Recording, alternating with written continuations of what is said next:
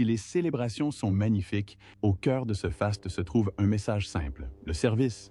Lorsque la fille de Camilla a insulté la princesse Anne, personne ne s'attendait à la réaction du prince William. Le palais de Buckingham a toujours été un lieu où tradition et tension se mêlent. Mais il arrive que les drames familiaux éclatent au grand jour, d'une manière que le protocole ne peut dissimuler. Ce qui avait commencé comme un événement public s'est transformé en une situation que la famille royale redoute le plus, un scandale impliquant l'un des leurs. L'étincelle est venue de Laura Lopes, la fille de Camilla, dont la remarque acerbe à l'encontre de la princesse Anne a été plus profonde que prévu. Laura Lopes a souvent été tenue à l'écart de la vie royale. Elle n'a pas le style d'une princesse et n'apparaît pas sous les projecteurs comme William. Kate ou Anne. Elle vit plutôt essentiellement comme une simple citoyenne, conservatrice d'art et mère de 3 enfants. Pourtant, en raison du mariage de sa mère avec le roi Charles, elle ne peut échapper complètement à l'influence de la monarchie. Ses enfants ont même été aperçus lors du couronnement de Charles, occupant des rôles importants. Ce lien signifie que chaque fois que Laura entre dans les espaces royaux, ses paroles ont une portée qu'elle n'a pas toujours voulu. L'événement en question était un rassemblement au château de Windsor, marquant l'une des nombreuses actions caritatives de la princesse royale. La princesse Anne, admirée pour son éthique de travail acharnée, venait de célébrer sa 20e et cérémonie d'engagement. Un chiffre impressionnant qui prouve pourquoi elle est souvent considérée comme la membre de la famille royale la plus travailleuse. Ce n'est pas pour rien que la princesse Anne est considérée comme la membre de la famille royale la plus travailleuse. En plus de s'impliquer auprès de plus de 300 associations caritatives, elle organise plus d'événements que tout autre membre de la famille royale. La réception a réuni sa famille proche, des membres de la famille royale et quelques invités. Elle devait être un moment de reconnaissance pour les décennies de dévouement d'Anne, notamment pour son travail auprès de Save the Children et ses innombrables visites internationales. Le prince William était présent pour soutenir sa tante. Guillaume a toujours témoigné un profond respect à Anne. Il reconnaît que son attitude pragmatique et sa constance ont permis à la monarchie de rester stable, même en période de turbulence. Pour Guillaume, Anne incarne le devoir dans sa forme la plus pure. Enfin, il l'admirait, la regardant concourir lors d'épreuves équestres. Adult. Il s'inspirait souvent de son exemple pour gérer ses propres responsabilités grandissantes. Ce jour-là, il n'attendait que de l'admiration pour sa tante. Au lieu de cela, il fut prise de court. Laura, invitée grâce à l'influence de sa mère, se trouvait parmi un petit groupe lorsqu'elle fit cette remarque. Elle aurait commenté le manque de cohérence entre l'approche démodée d'Anne et la Grande-Bretagne moderne. Elle suggéra que les jeunes membres de la famille royale, comme William et Kate, apportaient une énergie plus fraîche, laissant entendre que la manière de faire d'Anne appartenait à une autre époque. Ces paroles furent prononcées avec désinvolture, presque comme si elle bavardait, mais elle portait une pointe de rage que son entourage ne manqua pas. Pour n'importe qui d'autre, un tel commentaire aurait pu être balayé d'un revers de la main. Mais Anne n'est pas une membre ordinaire de la famille royale. Elle a consacré sa vie au service de la famille royale, sans se soucier de la mode ni de la popularité. Elle ne recherche ni les applaudissements ni les fastes. Dénigrer cela en public, même indirectement, revenait à remettre en question le fondement même de son identité. Certains invités se figèrent de gêne. D'autres détournèrent le regard, espérant que ce moment passerait. Mais William entendit chaque mot. La réaction du prince fut immédiate.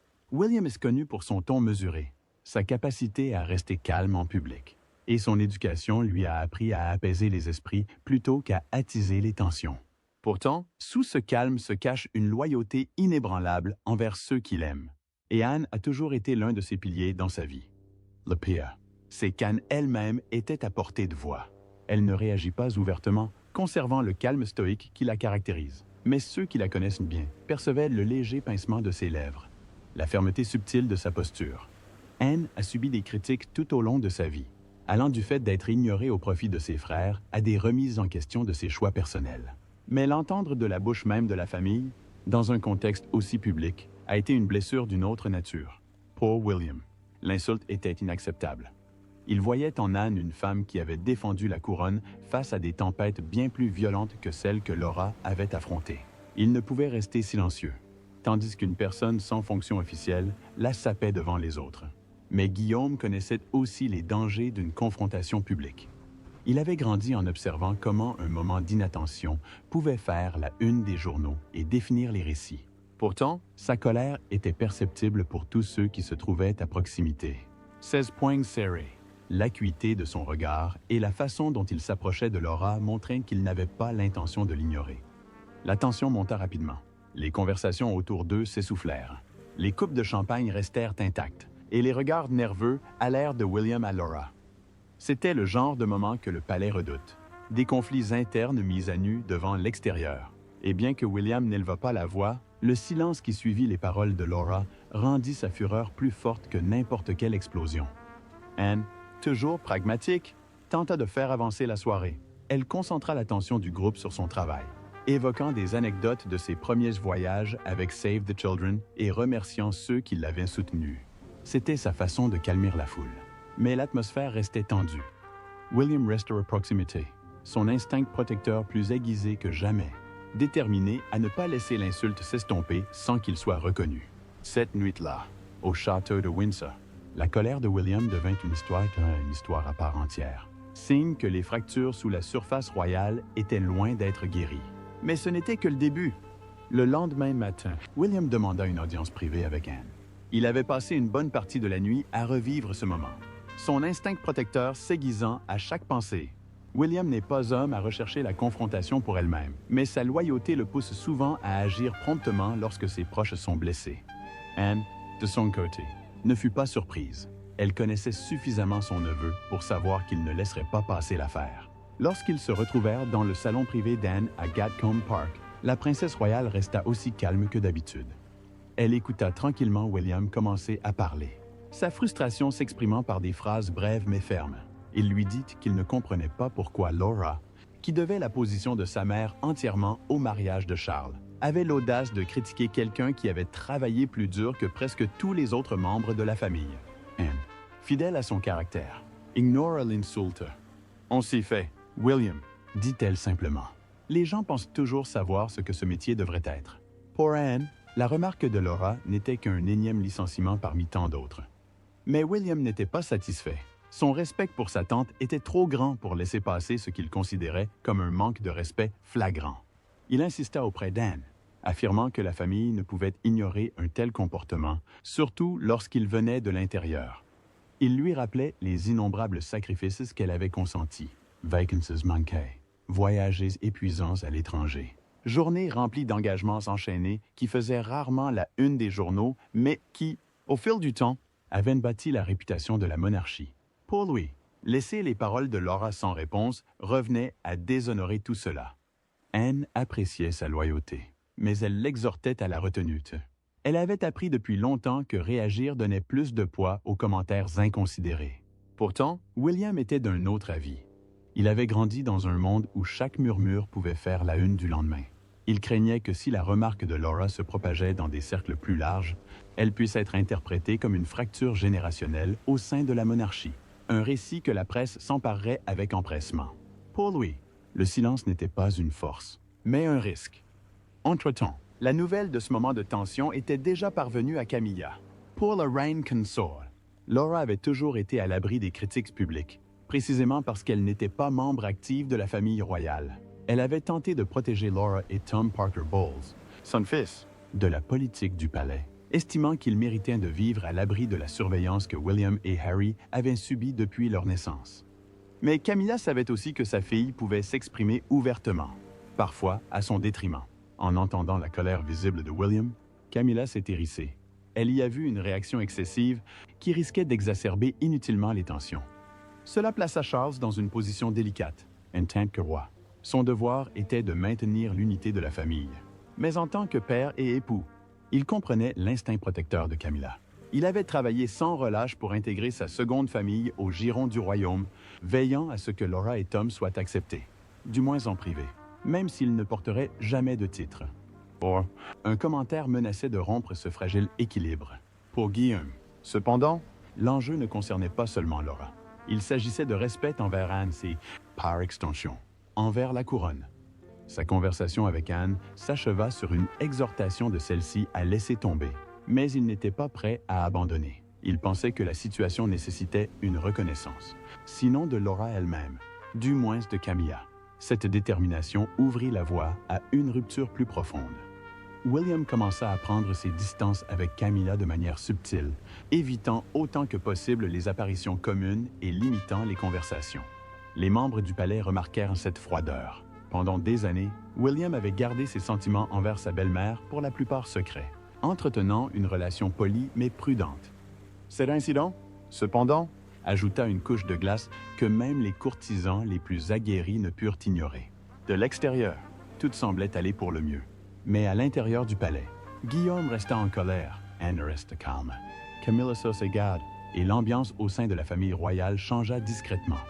Les réunions informelles devinrent plus prudentes, les courtisans ajustant subtilement la disposition des sièges et veillant à ce que William et Laura ne soient pas placés trop près l'un de l'autre.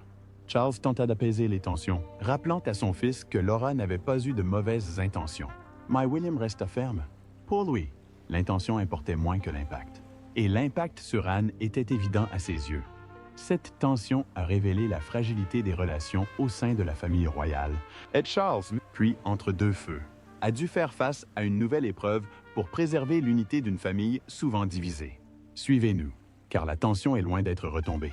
Si Anne avait géré la situation seule, le problème aurait pu disparaître discrètement. Mais William n'a pas lâché prise, et les tensions se sont rapidement propagées au sein de la famille royale. Le premier signe clair est apparu lors d'un gala de charité organisé à Clarence House, rempli de visages familiers du monde de l'art et de la culture. Laura Lopes, la fille de Camilla, était également présente. Comme à son habitude, conservatrice d'art expérimentée, Laura était habituée à ce genre d'événement. Elle était sûre d'elle, bien habillée et amicale lorsqu'elle parlait de son travail. Mais lorsque William est entré avec Catherine, l'ambiance a changé. Les gens l'ont senti. Quelque chose clochait. Même si la plupart des invités ignoraient pourquoi, ils sentaient de la tension dans l'air. Il était clair que quelque chose de plus grave se tramait. Laura, apparemment imperturbable, se tenait avec assurance. Elle discutait avec animation d'une exposition à venir qu'elle contribuait à organiser, riait avec des amis de la famille et posait pour des photographes. Pourtant, William gardait ses distances, son expression ne trahissant en rien la chaleur dont il faisait preuve lors des événements publics. Catherine, toujours perspicace, remarqua la situation et tenta d'apaiser les tensions en engageant une conversation polie avec Camilla. Mais même sa grâce calme ne parvint pas à masquer entièrement la tension. À un moment de la soirée, Laura et William se croisèrent. Ce qui aurait pu être un échange poli s'est transformé en un rappel brutal du clivage. Selon ceux qui étaient suffisamment proches pour l'entendre, William a adressé un salut sec, tandis que Laura, avec une pointe de défi, a fait remarquer qu'elle espérait que chacun sache relativiser une remarque anodine.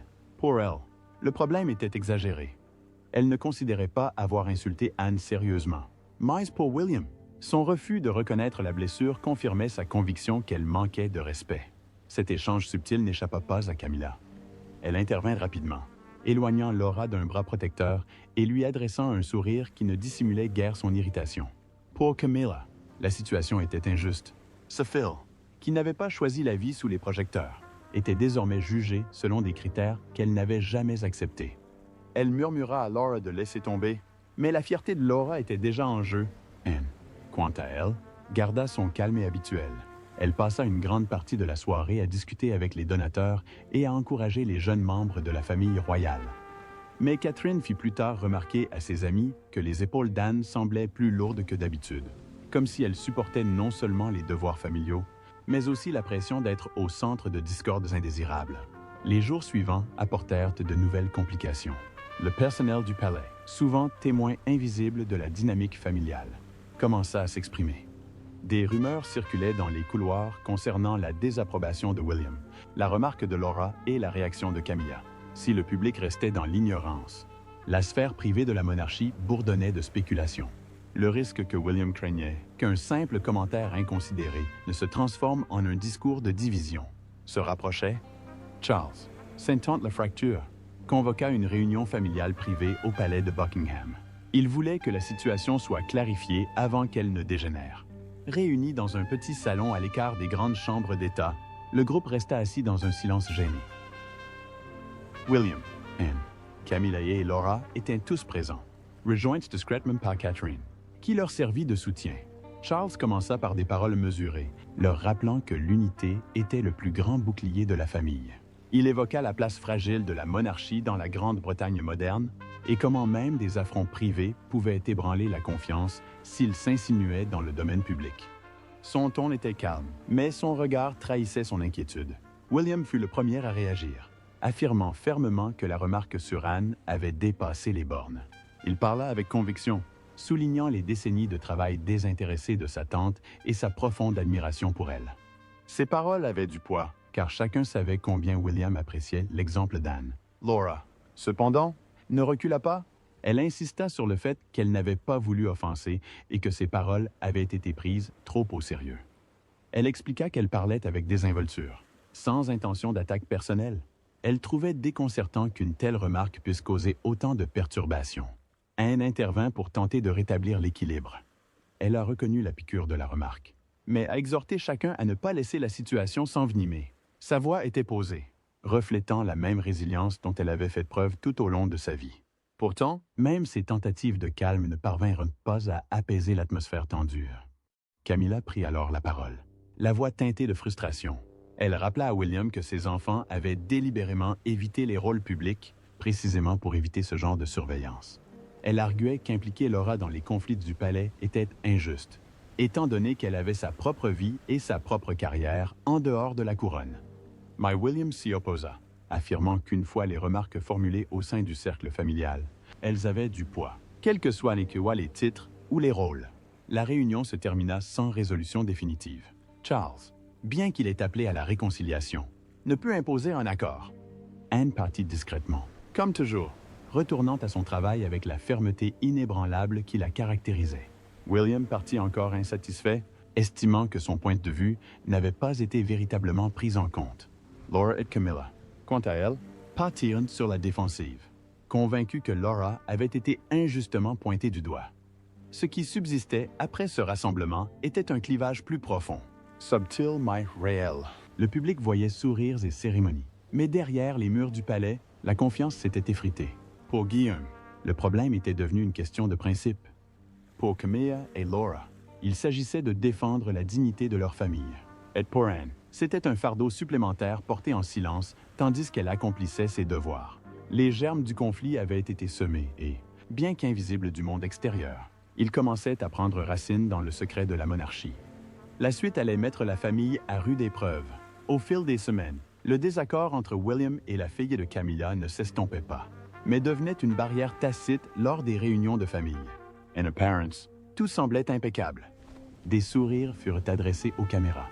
Des poignées de main furent échangées et des discours furent prononcés avec la solennité habituelle.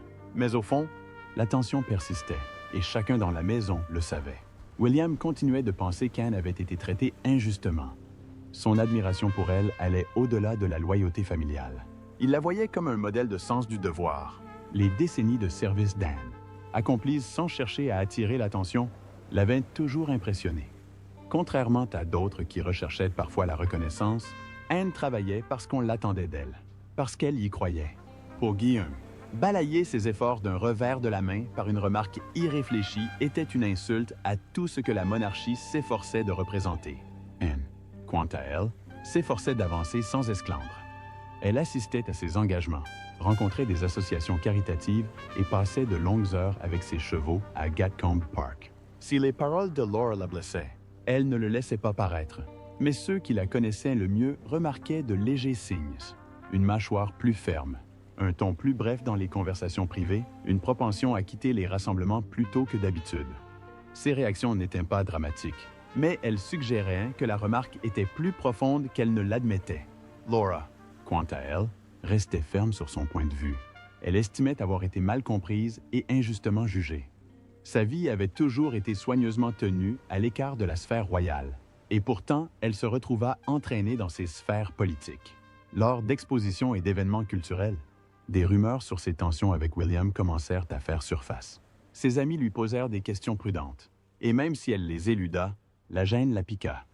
Pour quelqu'un qui avait bâti sa carrière sur l'art et la conservation, et non sur les drames familiaux, cette ombre était malvenue. Camilla devint de plus en plus protectrice, en tant que reine consort. Elle avait travaillé dur pour trouver sa place au sein de la structure royale, conciliant son nouveau rôle avec sa loyauté envers ses enfants. Voir Laura prise dans cette tourmente éveilla en elle le désir de protéger sa fille des critiques. Elle se confiait souvent à Charles, lui rappelant que Laura et Tom n'avaient jamais sollicité de participer aux affaires du palais. Charles l'écoutait, mais il comprenait aussi le point de vue de William. Il savait combien Anne comptait pour son fils et comprenait pourquoi Guillaume se sentait obligé de la défendre. Charles se retrouva alors dans la délicate position de médiateur. Un après-midi, il invita Guillaume au château de Windsor pour une conversation privée. Au cours d'une tasse de thé, il rappela à son fils que diriger exigeait non seulement de la fermeté, mais aussi de la souplesse. Il loua la loyauté de William envers Anne, mais l'exhorta à se demander si insister davantage sur la question ne ferait pas qu'aggraver les divisions. William écouta respectueusement, mais sa mâchoire se crispa tandis que son père parlait. Il était disposé à écouter les conseils de Charles, mais il restait persuadé que le silence était la bonne voie. Dans les semaines qui suivirent, de modestes efforts furent déployés pour apaiser les tensions. Catherine invita Laura à des visites de galeries et à des dîners de charité, tentant ainsi de créer un espace de réconciliation.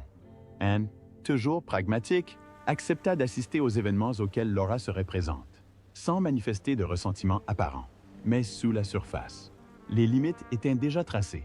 La froideur de William envers Laura persistait, et l'orgueil de Laura l'empêchait de lui témoigner la reconnaissance qu'il recherchait. Le public, comme toujours, n'a pas été informé des détails. Il a vu la famille royale accomplir ses devoirs, affichant un front uni, mais le personnel du palais savait qu'il en était autrement. Les plans de table étaient soigneusement établis, les horaires subtilement modifiés et les briefings minutieusement planifiés pour éviter les rencontres indésirables. La monarchie conservait son image sereine, mais au prix de constants ajustements discrets en coulisses. La question fondamentale était alors celle d'un précédent. Si la remarque de Laura avait pu susciter une telle réaction, que révélait-elle des liens fragiles qui unissaient à la famille? La colère de William avait révélé à quel point il était protecteur envers Anne, tandis que la défense de Laura par Camilla avait montré les limites de la fusion de deux familles. Pour Anne, c'était un nouveau chapitre d'une vie marquée par le service et l'endurance, ou même au sein de sa propre famille. Son travail était parfois sous-estimé. Finalement, aucune grande résolution ne fut prise. Il n'y eut ni excuse publique, ni réconciliation spectaculaire. Au contraire, la situation s'installa dans une sorte de trêve précaire. Guillaume reste proche d'Anne, veillant sur elle avec la même loyauté qui l'avait initialement poussé à agir. Laura poursuivit sa carrière, se concentrant sur l'art plutôt que sur la politique familiale, consciente que sa relation avec William ne serait jamais complètement rétablie. Camilla reste protectrice. Charles garda le rôle de pacificateur, et Anne continua. Comme toujours, l'insulte, qui avait commencé par une remarque en passant, avait pris une dimension plus profonde, non seulement par les mots employés, mais par ce qu'ils représentaient. Respect, loyauté, fierté et l'équilibre fragile d'une famille constamment sous surveillance. Et même si les caméras ne l'ont jamais filmé, ceux qui vivaient dans l'enceinte du palais savaient que ce commentaire d'un soir avait laissé une trace indélébile. Qu'en pensez-vous? Guillaume avait-il raison de tenir bon? Ou aurait-il dû laisser passer l'incident, comme Anne le lui avait suggéré? Partagez votre avis dans les commentaires ci-dessous. Nous serions ravis de les découvrir. N'oubliez pas d'aimer, de partager et de vous abonner pour en savoir plus. Cliquez également sur la vidéo suivante affichée à l'écran. Vous allez l'apprécier.